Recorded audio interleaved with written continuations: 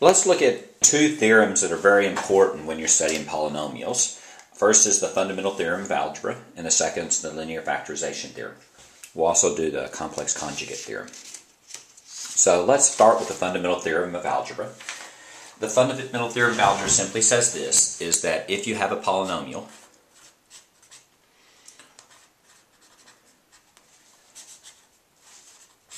function of degree n,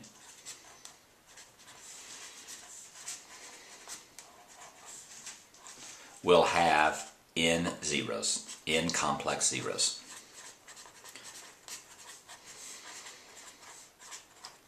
For an example, if you look at g of x is equal to 3x to the fifth plus 4x3 plus 2x minus 5, the degree is 5, so the number of zeros will be 5.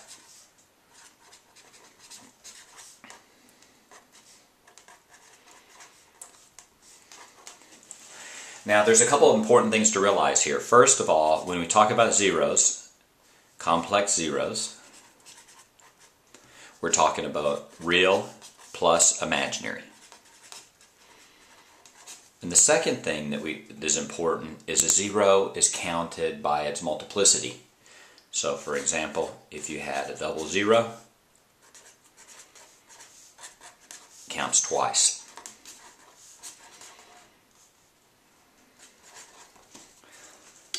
And that's the fundamental theorem of algebra. And the linear factorization theorem is very similar, and that is, given a polynomial,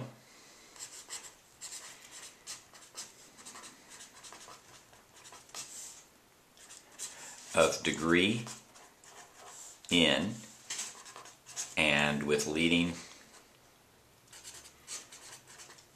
term a, it can be factored as a times x minus z1, x minus z2, x minus zn, where this is n linear factors. In other words, whatever the degree is for a polynomial, it can always be factored into exactly that number of linear factors, where every linear factor is in the form x minus some number times the leading term. Let me just show you a quick example of that.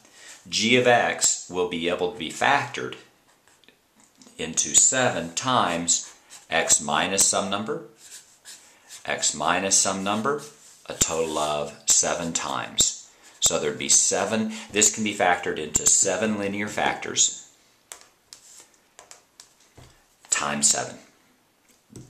K of x, let's do another example, K of x can be factored into 4 times, in this case, let's see, the degree is 3, so you'll have 1, 2, 3 linear factors.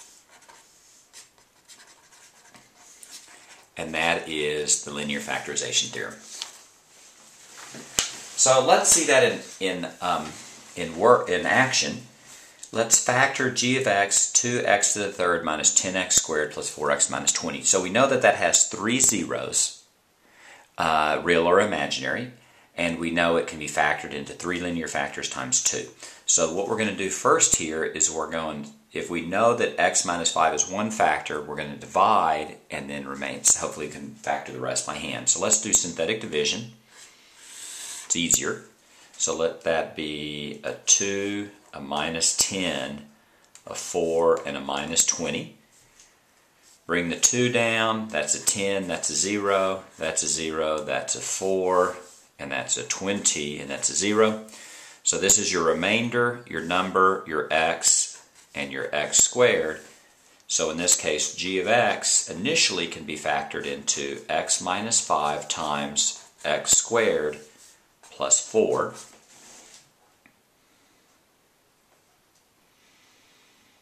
I'm sorry, that's 2x squared plus 4. Now we can take 2 out, so you get x minus 5 times x squared plus 2, and I'm going to put the 2 out in front. This is going to be x minus 5. That's going to be x plus root 2, x minus root 2. And if we look at this carefully, what we have here is we have 1, 2, 3 linear factors. All are in the form x minus something. And we have the leading term here. And that is an illustration of the linear factorization theorem. It's also an illustration of the fundamental theorem of algebra. If we look here, the degree here is 3, which means it has exactly 3 complex zeros. Here the zeros are positive 5, minus root 2, and positive root 2.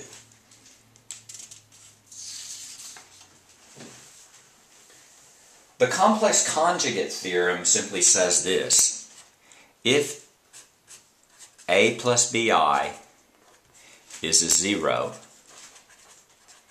of a polynomial f of x,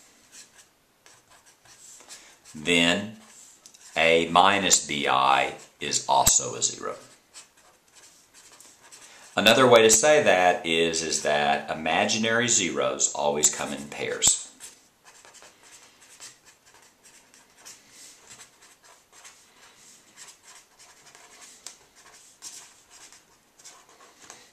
So, for an example, if 4i is a 0, then minus 4i is 2. If minus 3i is a 0, then 3i is a 0. If 2 plus 6i is a 0, then 2 minus 6i is also a 0. So that's all this means, is that if you have a plus bi as an imaginary 0, then its complex conjugate is also a 0. Now this isn't a fact of math, but this is going to be true in pre-calculus and probably for the first 3 calculus classes. You may never see a case when this theorem actually is not true.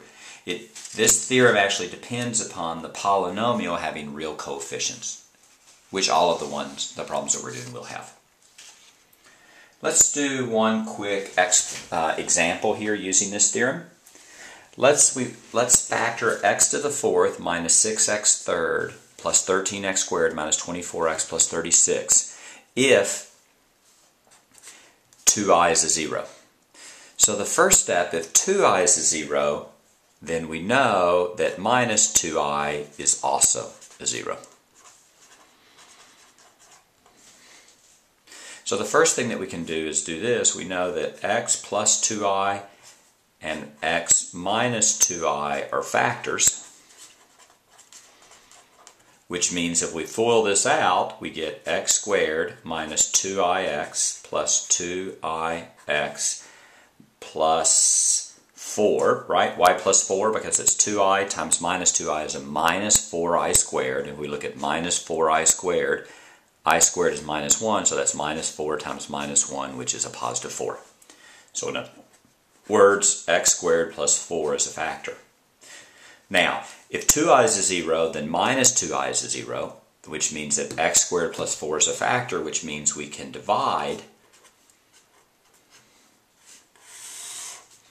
And by dividing, we can factor the rest of the problem. We can't use synthetic division here because this is an x squared. So let's factor this through. X squared goes into x to the 4, x squared times. So we multiply x squared times x squared is x to the 4th. X squared times 4 is 4x squared. And then we're going to subtract. That's 0. That's minus 6x to the 3rd. That's 13 minus 4, so that's plus 9x squared. Bring down the 24x and the 36, and repeat. X squared goes into minus 6x to the 3rd, minus 6x times. And now we multiply. Minus 6x times x squared is minus 6x to the third. Minus 6x times 4 is a minus 24x. Now what you're going to do is you're going to subtract again. The 0, that's 9x squared. Minus 24 minus minus 24 is 0, and that's 36. And now you're going to go, x squared goes into 9x squared 9 times. So then, let's see if I can figure this out. X squared, 9x squared is 9. You're going to multiply. 9 times 4 is 36. I'm going to subtract again. And my remainder is 0, which is what I expected. And so if we look at this problem, what that means is that we can now write our function as x squared plus 4 times x squared minus 6x plus 9.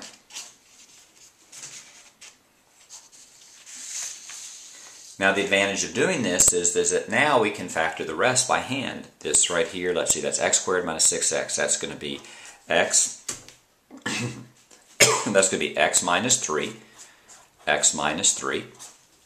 X squared plus 4i is going to be x plus 2i, and x minus 2i. And now we've completely factored this. If we notice this, we have 4 linear factors. The leading term is 1 because on the original problem the leading term was 1. And we have 1 imaginary 0, so we must have 2 imaginary zeros.